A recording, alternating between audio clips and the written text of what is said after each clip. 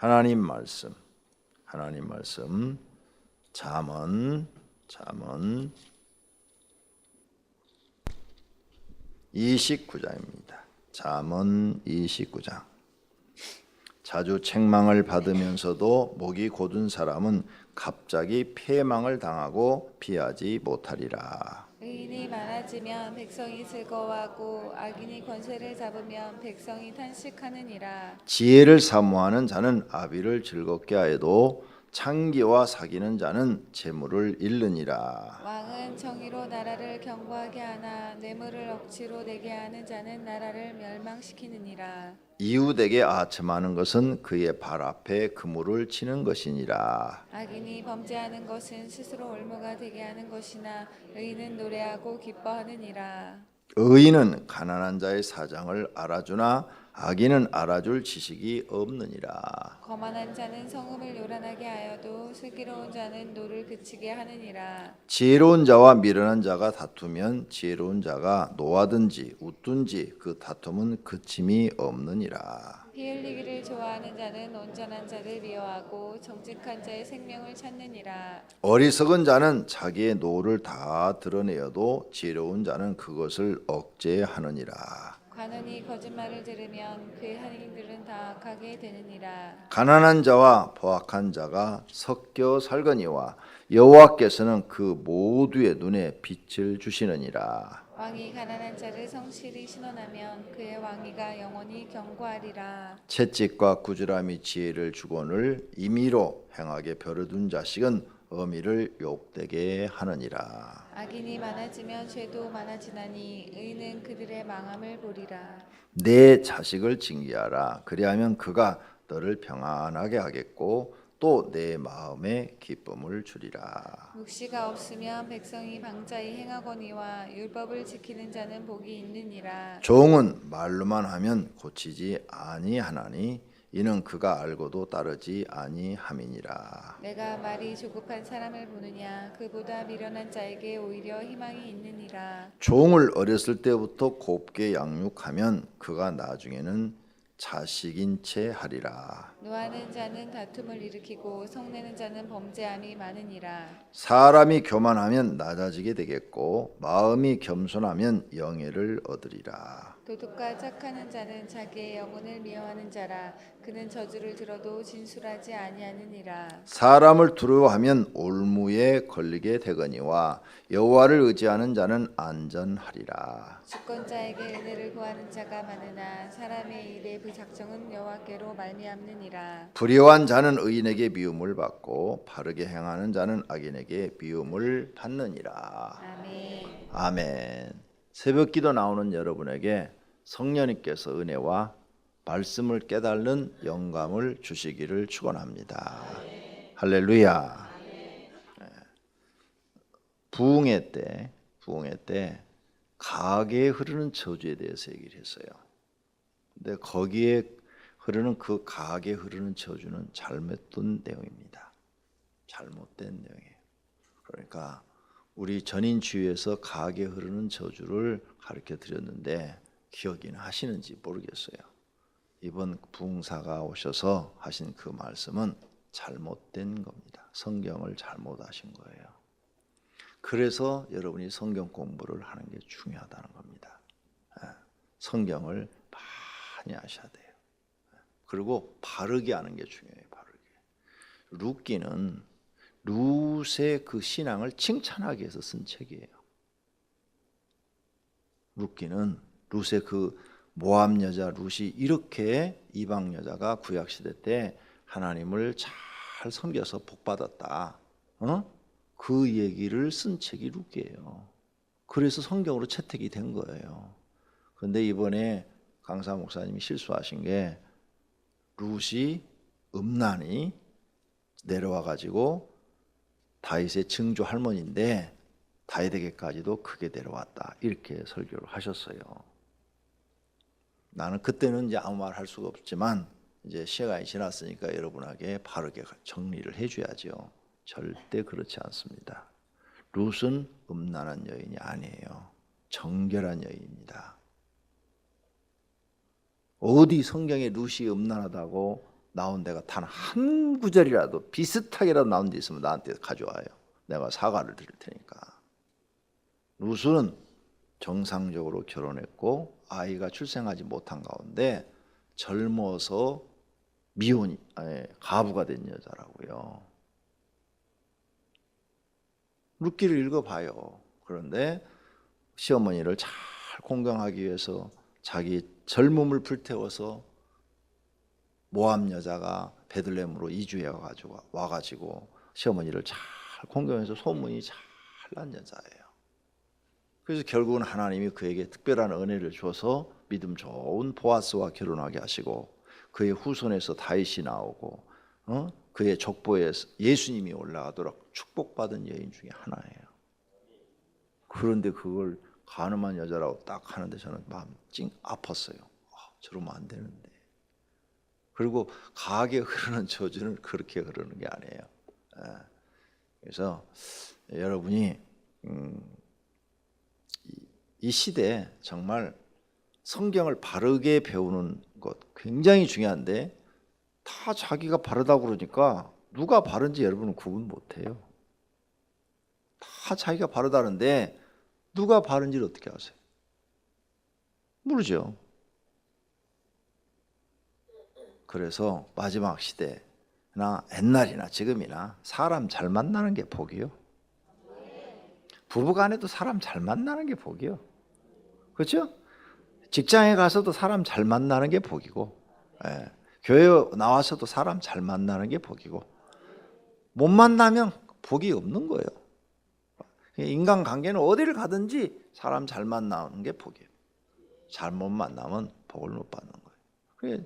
잘못 그분이 성경을 알고 계시더라고요. 그래서는 참 말해줄 수도 없고.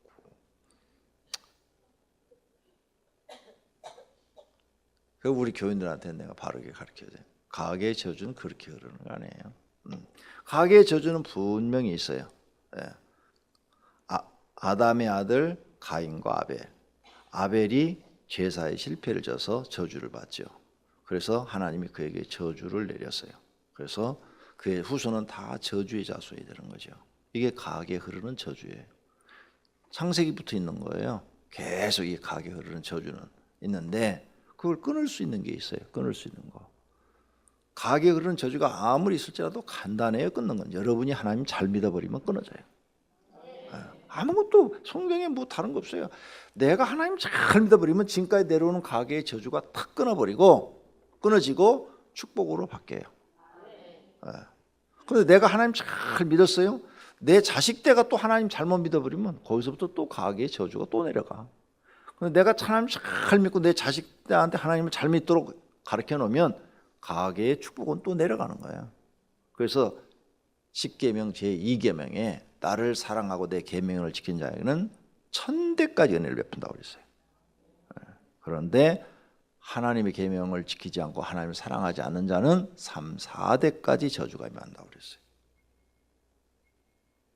하나님이 직접 하신 말씀이라고요. 십계명은 누가 하신 말씀? 하나님이 직접 하신 말씀. 성경에 하나님이 친히 기록한 것은 십계명밖에 없다. 십계명을 여러분이 깨달으면 금방 성경이 다 이해가 되는 거예요. 그래서 그렇게 룻은 이혼한 것도 아니고 남편이 병들어서 죽은 건데 그걸 음란하다고 그러면 그걸 어떻게 해? 난 정말 좀 이해가 안 갔어요. 그 다음에 자녀 4명 낳으라고 그랬죠. 4명 낳으라고 그랬죠. 4명 낳지 말아요. 이미 4명 낳은 사람 어쩔 수 없어요. 그것도 팔자니까 잘 기르세요. 3명 낳은 사람도 어쩔 수 없고 팔자니까 잘 길러요. 내 친구들도 지금 고등학생 애들이 있어요. 죽으려고 그래요. 늦둥이가 생긴 거예요. 늦둥이들이 40 넘어가지고 다들 막 그냥 45 막 이렇게 해갖고 늦둥이가 생겨가지고 지금 고등학교 1학년, 2학년 이런 애들 키우는 내 친구들이 있어요. 한갑 넘었는데 그런데 막 애 학비 대고 뭐하냐고 정신이 없는 거예요. 정신이. 나는 여러분이 10명을 낳아도 돼요. 많이 낳지 말라는 건 아니에요. 형편이 좋으시면 많이 낳으세요. 형편이 돈이 좀 여유가 있으면 자녀가 많을수록 좋아요. 그건 사실이에요. 돈이 많으면 자녀가 많을수록 정말 가정이 좋아요. 근데 가난한 가정은 많으면 가난을 면할 길이 없답니다. 절대 가난을 못 벗어납니다. 벗어나려고 아무리 발버둥쳐도 안 돼요. 왜? 부모들은 돈 벌면 벌수록 다 자녀한테 다 갔잖아요. 자녀를 위해 살잖아요. 자긴 굶어도 자식은 먹이고, 자긴 못 입어도 자식은 입혀야 되고, 나는 못 배워도 자식은 가르쳐야 되고. 지금 사회에 나온 거 보니까 한 명 키우는데 2억 5천 들어간대요. 그러면 걔를 25살까지 키운다면 1년에 1,000만 원씩 들어간다는 얘기예요. 그럼 한 달에 80만 원씩 집어넣는다는 거예요. 아이 하나한테 평균. 그럼 둘 키우면 160만 원. 계산이 얼른 나오죠? 네? 그래, 둘을 낳았으면 160만에다가 부부가 같이 살고 전세거리라도 전세금이라도 올려줘야 되니까 한 달에 최소한도 400만 원 수입은 돼야 된다는 거예요. 둘을 낳으면. 그럼 넷 낳으면 600만 원 수입이 돼야 된다는 거예요. 한 달에. 그러니까 한 달에 600만 원씩 나는 사람은 넷 낳으시오. 왜? 그럼 밥은 먹고 사니까. 그래도 돈은 모을 수가 없어. 밥밖에 못 먹고 살아. 그런데 300, 400 버는 사람이 넷 낳으면 애한테 다 제대로 해주지도 못하는 거야. 다른 사람 해주듯이 제대로 애들이 뭐 사달라는 거 먹을 거 뭐 이거 다 해주지도 못하니까 애들은 불만 불평, 엄마 아빠는 고생, 이걸 못 벗어난다는 거예요. 그래서 나는 여러분에게 하나나 둘만 낳으라 그러는 거예요. 정부 시책이 어떻든 간에. 예. 그리고 정부에서 사탕발림이지. 애 낳으면 돈 뭐 생활비 뭐 10만 원씩 뭐 15만 원씩 주겠다. 아, 그러지 말고 대학까지 다 보내주겠다 그래야. 그러면 막 날 테니까. 근데 그건 안 해주고 사탕발림으로 그거 뭐 10만 원. 그거 갖고 해결이 안 돼요. 한 달에 80만 원 정도 평균 들어간다니까. 아, 수학이 안 돼요. 계산이 얼른 2억 5천? 그러면 둘이면 5억, 4명이면 10억을 벌어야 되는데 이게 장난이 아니란 말이에요. 그래서 나는 우리 교인들 그렇게 고생하는 거 원치 않아서 저는 옛날 사람이지만 이제 나이가 노인이 됐으니까 옛날 사람이지만 내가 16살 때 우리 집이 망해서 그렇게 고생할 때 부모님이 우리 학비를 대주지 못할 때 난 벌써 그 생각을 했어요. 나는 장가 가면 절대 애를 둘 이상은 낳지 않겠다. 아들이든 딸이든 상관이 없다. 나는 안 낳겠다는 생각은 안 했어요. 둘 이상은 절대 안 낳겠다. 두 번째 애를 성해병원에서 배 제왕절개하고 낳았는데 의사가 와서 그러더라고요. 수술을 너무 많이 하셔서 벌써 수술을 그때 배만 가른 게 한 4번, 5번 갈랐어요. 5번인가. 그러니까 애 둘째 낳을 때 벌써 5번째 배를 가르는 거야. 그러니까 배를 너무 많이 갈라서 더 이상 가려면 산모의 생명이 위험하니까 난자를 아예 잘라버리자고 그러더라고. 그래서 내가 사인해 줬어요. 사인하라고 그러더라고. 아예 그냥 잘라버렸어. 없애버렸어. 왜? 더 이상 가지면, 그날도 내가 그 생각을 했는데 의사가 와서 먼저 얘기하더라니까. 얼른 사인해버렸지. 그랬더니 지금 막 사모가 원망해요. 그때 그걸 왜 그렇게 했냐고, 안 그랬으면 내가 아들 하나 더 낳았을 텐데 막 그러는 거야. 그래서 난 필요 없다고. 아들 그런 거 아무 필요 없다고. 난 아들 속이나 안 썩이면 다행이라고. 난 아들 딸 전혀 구별하지 않는다고. 나는 둘만 키워서 그들이 잘 살아갈 수 있는 길만 만들어주면 된다고. 할렐루야. 왜 제가 이런 얘기 하는 거면 또 넷 낳는 사람이 나올까 봐 미리 예방하는 거예요 지금. 이미 낳은 사람 어쩔 수 없어요. 가서 열심히 일하셔서 벌으셔서 애들 잘 키워주세요. 잘 키워주세요. 내가 성장할 때 다른 사람 밥 먹을 때 밥 못 먹고 고기 먹을 때 고기 못 먹고 옷 사서 좋은 거 할 때 못 하는, 그때 내가 그 마음속에 받은 상처 무지하게 크답니다. 정말 크답니다. 그때 그 어렸을 때 받은 그 마음의 상처가 엄청 지금까지도 있어요. 지금까지도 이 안에. 그래서 여러분들에게 제가 그런 말씀을 드린 거예요. 정부에서는 많이 나라고 그러는데 목사님은 맨날 하나둘만 나라고 그런다. 형편이 정말 어려운 사람, 그런 사람은 하나만 낳고요. 조금 나은 사람은 둘만 낳고, 살기가 좀 괜찮은 사람, 한 달 수입이 한 500 이상 되는 사람은 셋 낳아도 돼요. 예. 그 다음에 1000만 원씩 버는 사람은 6명 낳아도 돼요. 형편에 맞게 낳아라 이게요. 내가 애 낳았으면 책임을 져줄 거 아니야. 책임을 최소한도 대학까지는 보내줘야 되잖아. 낳았으면. 요즘 대학 안 나오면 어디 가서 취직을 어디 뭐 이력서도 못 쓰잖아요. 이력서도. 그러니까 그러려면 거기에 내가 부모로서 낳아놓기만 한다고 되는 얘기예요. 낳아놓고 앵벌을 시킬 거냐 이거예요. 그래서 안 되잖아요. 그 아이들이 평생 상처받고 나중에 그 아이들이 나이 먹으면 40대 50대 되면 아무것도 할 수 없는 사람이 되잖아요. 그럼 방탕아가 되고 노숙자가 되고 아니면 범죄자가 되고. 나도 하나님 안 믿었으면 지금 감방에 수십 분 들락날락 했을 거예요. 내가 굴닦기 했다니까요. 굴닦기가 풀려봐야 어딜 바에서 깡패밖에 더 풀리겠어. 옛날에. 네. 옛날에 굴닦기는 깡패로 풀리는 게 1순위요. 1순위. 그래서 내가 하나님 믿었기 때문에 복사가 된 거지. 네. 기적이 일어난 거죠. 기적이. 네. 자, 이제 다시 성경으로 돌아갑니다. 1절, 29장 1절. 자주 책망을 받으면서도 목이 곧은 사람은 갑자기 패망을 당하고 피하지 못하리라. 책망, 앞에서 지혜를 얻는 여러 가지 방법이 있는데 하나님을 경외하는 것이 지혜라. 그 다음에 또 성경을 아는 것도 지혜라. 이런 지혜를 얻는 방법이 여러 가지 있는데 훈계를 듣는 것도 지혜를 얻는 방법 중에 하나였어요. 누가 나를 책망하거나 훈계할 때 그걸 듣는 것도 지혜. 내가 도둑질을 했는데 부모님이 이놈의 새끼야 할 짓이 없어 도둑질을 해? 하고 막 좁혔다 이거예요. 그 책망을 듣고 걔가 그 다음부터 도둑질을 안 했다 이거예요. 그러면 이게 지혜를 얻는 거예요. 그죠? 그래서 책망을 듣는 것이 그걸 듣고 바른 얘기면 들으면 그 사람이 사람이 되는 거고 지혜를 얻는 거죠.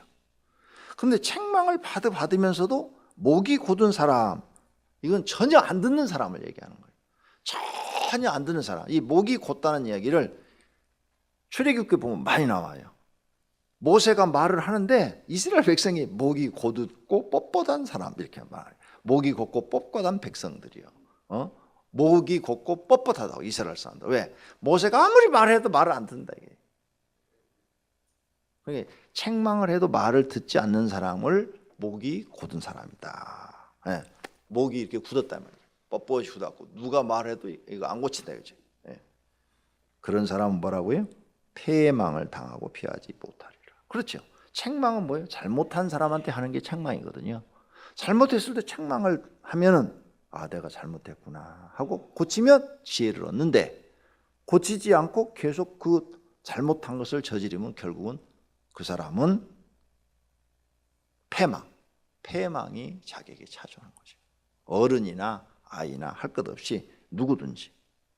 그래서 이 앞부분에 사실은 그 얘기가 나왔는데 친구가 충고를 한다든지 그러면 그런 친구는 자기한테 굉장히 좋은 친구라는 게 앞부분에 나왔어요. 근데 시간이 없어 그 말씀을 못 드렸어요.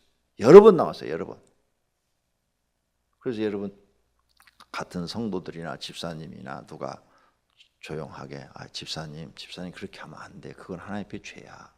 이렇게 얘기하면 그걸 귀담아 듣고 고치면 지혜를 얻는 거예요. 안 고치면 미련한 자가 되는 거고 결국은 안 고침으로 해서 결국 망하는 길로 가서 망하게 되는 거예요. 그러니까 남이 나한테 좋게 이렇게 충고해 줄 때 그걸 기분 나쁘게 생각하는 사람은 못 고쳐요. 배우려는 의사가 없는 거죠. 오늘 29장 1절 말씀이 우리에게 그것을 말씀하는 거예요. 그 다음 3절 지혜를 삼하는 자는 아비를 즐겁게 하여도 항상 우리는 지혜를 삼아야 돼요. 왜? 우리는 항상 사람인 거로 부족함이 많아요. 내가 나를 못 보는 게 참 많습니다. 나도 마찬가지예요. 나도 내가 나를 못 보고 여러분도 여러분을 못 봐요. 단점이 있는데 그걸 못 봐요. 근데 누군가 다른 사람은 보고 있는데 나를 못 보는 거죠. 그걸 누가 옆에서 딱 가르쳐 주면 아 그래요? 내가 그런 점이 있었어요? 그리고 그걸 고치는 사람이 지혜를 사모하는 사람. 이런 사람들은 아비를 즐겁게 해요. 근데 우리 단점을 누가 잘 아느냐? 부모가 잘 알거든. 부모가 집에서 사니까 단점이 뭔지 다 알아. 게으른지 어쩐지 다 한단 말이에요. 그래서 부모가 얘기를 해줘. 그러면 그 부모가 하는 말을 듣고 고치는 사람은 지혜로운 사람이고 아비를 즐겁게 하는 사람이에요. 그 다음 4절, 왕의 정의로 나라를 견고하게 하나 뇌물을 억지로 내게 하는 자는 나라를 멸망시키느니라. 그렇죠. 왕은 정의로 나라를 다스려야 견고한 나라를 만드는 거죠. 그런데 뇌물을 경제인들한테 받았어. 옛날에 그랬죠. 정경유착이란 말을 썼죠. 가져와. 돈 필요하니까. 선거자금 필요하니까 100억 갖고 와. 뭐 이런 식으로 해가고 이런 식으로 나라를 통치하면 어떻게 해야 된다고요? 나라가 망한데 망해. 나라를 멸망시키니라. 근데 이것은 역사적으로 그래요. 정경유착이 돼서 이런 식으로 경제인들한테 돈을 긁으면 나라는 다 망했어요. 결국은 나라는 다 경제인들 손에 넘어가 버리고 나라는 망했어요. 우리나라도 이런 걸 없애기 위해서 정경유착을 계속 끊으려고 노력하고 있잖아요. 올바른 나라들은 다 그래요. 올바른 나라들은. 독재를 쓰는 나라는 이 정경유착이 돼 있어요. 그래서 망하는 거죠. 북한 같은 나라. 저기도 다 돼 있어요. 장성택이 왜 죽었어요? 부자래잖아요. 장성택이 돈 싹 몰수해 버렸잖아요. 다. 근데 북한은 그럼 장성택이가 그 권력을 유지해 가지고 많은 일들을 벌여 사업을 벌여서 돈을 엄청 벌었는데 결국은 자기가 망했죠. 그러면 김정은이 지금 성공한 사람이냐? 아니죠. 그 사람도 같이 망하는 거예요. 나라 구조가 그렇게 됐거든요. 또 자기하고 친한 사람한테 그런 식으로 다 하니까. 그래서 북한이 평양에 사는 사람, 요즘 계속 북한 얘기 많이 TV에 나오는 거 잘 아시잖아요. 그 특권층들만 평양에 사는데 서민들하고 생활의 차이가 너무 크더구만요. 뭐 우리나라는 아무것도 안 해요. 이 차이가 나는 게 너무 차이가 나요. 평양 사는 사람들하고 나라가 망한 거죠. 우리가 잘 아는 이야기 성경에 이렇게 써놨어요. 그래서 성경이 맞다 이렇게 되는 거예요. 11절 중요한 말입니다. 다 같이 읽겠습니다. 어리석은 자는 자기의 노를 다 드러내어도 지혜로운 자는 그것을 억제하느니라. 아멘. 여러분이 삼국지라든지 아니면 무슨 좀 좋은 책들을 보면 지혜로운 사람은 절대 자기 속을 남한테 드러내지 않습니다. 속을 안 드러낸다는 것은 화를 내지 않고 자기 속에 있는 말을 상대방한테 하지 않는다는 거예요. 아무리 저 사람이 미워도 나도 미워 이런 말을 절대 하지 않는다는 거예요. 지혜로운 사람 절대 자기 감정을 상대방한테 표현하지 않는다는 거예요. 그런데 미련한 사람은 쉽게 자기 속을 다 드러내갖고 이 새끼 내한테 죽여버릴 거야 하고 막 난리를 친다는 거죠. 그게 미련한 사람이라는 거죠. 그래서 지혜로운 사람은 상대방이 절대 저 사람 속을 모르는 거예요. 저 사람 속에 도대체 뭐가 들어있는지 알 수가 없는 거예요. 어떤 때는 이렇고 어떤 때는 이래가지고 도대체 저 사람 속에 뭐가 있는지를 모르는 거예요. 여러분 드라마를 본다든지 영화를 볼 때 그런 거 봐요. 지혜로운 사람이 어떤 사람이 지혜로운 사람인가? 제갈공명은 어떤 사람인가? 이 말씀이 자기 성질을 다 내서 속을 드러내는 사람은 미련한 사람이에요. 어리석은 사람이에요. 자기 속을 쉽게 드러내지 말아요. 감추는 사람이 지혜로운 사람이에요. 지혜로운 자는 그것을 억제하느니라. 감춘다는 거예요.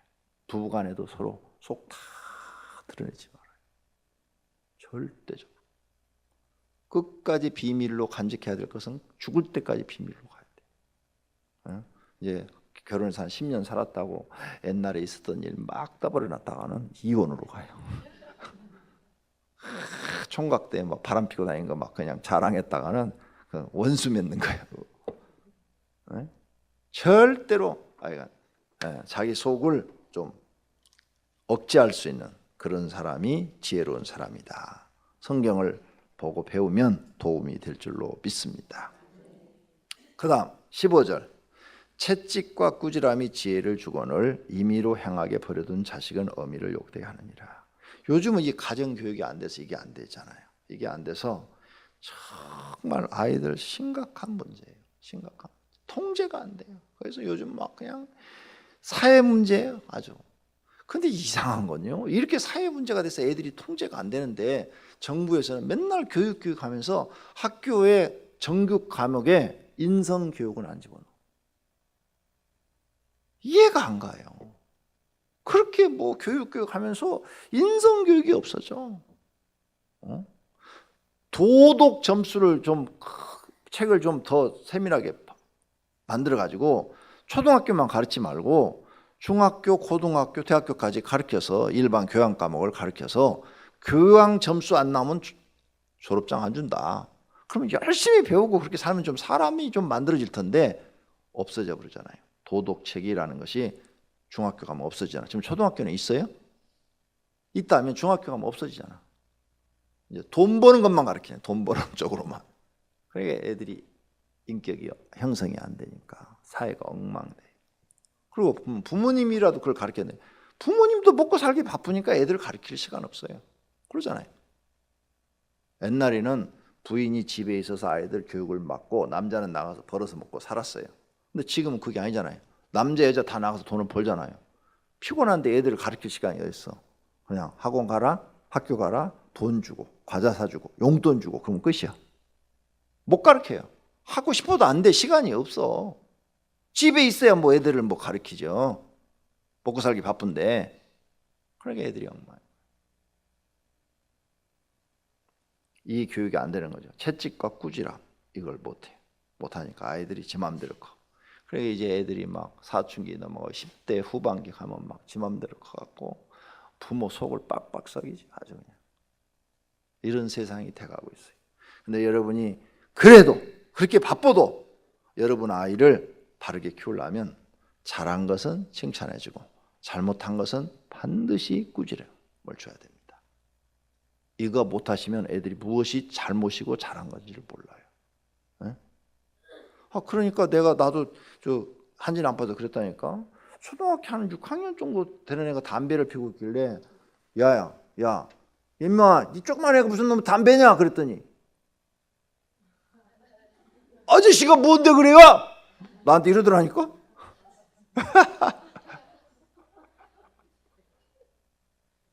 중학생들한테는 말도 못 걸어요. 죽이려고 담배도 있고. 더 놀란 것은요. 제가 우리 집에서 저쪽 강명수를 가는데 골목을 이렇게 가는데 한 7, 8살 먹은 애예요. 7, 8살 먹은 애가 차 앞에서 딱 가로막고 안 비켜주는 거예요. 그걸 계속 노는 거예요. 저는 얘야 빵빵 그랬어요. 그랬더니 다 째려보더니 신경질나게 왜 빵빵이야? 와 내가 막 야마가 막 돌라오래 야마가 돌라오래 머리가 막 돌라오래. 아니 7, 8살밖에 안 됐어요. 어떻게 그렇게 말을 해요? 그 부모는 아주 골 때리게 생겼어요. 이 교육이 안 돼서 그래요. 15절 옳고 그름은 여러분이 가르쳐 주셔야 돼요. 반드시 그것은 그렇게 살아서는 안 된다. 그러려면 애를 그냥 가볍게라도 반드시 경책을 하셔야 돼요. 잘못하면은 손바닥이라도 때려줘야 돼요. 그래야 이거 부모가 싫어하는 거 이게 나쁜 거구나 요거 알지. 잘못했는데 여러분이 그냥 에휴 내 새끼 에휴 내 새끼 내가 돌봐주지도 못하는데 누가 내 새끼 건드려 이러면 무엇이 잘못이고 무엇이 옳은지 기준을 모른다니까요. 그래서 나와서 이제 10대가 되면 완전 엉망진창이 돼버리고 그때는 이미 가르쳐 주려니까 늦어버린 거예요. 반드시 여러분 자녀 옳고 그른 것은 반드시 가르쳐 주시기를 바랍니다. 17절 내 자식을 징계하라. 그리하면 그가 너를 평안하게 하겠고 또 내 마음에 기쁨을 주리라. 징계하래요. 잘못했을 때는 죽이도록 패지 말고 손바닥 정도 때려주고 종아리 정도 때려주는 것은 괜찮아요.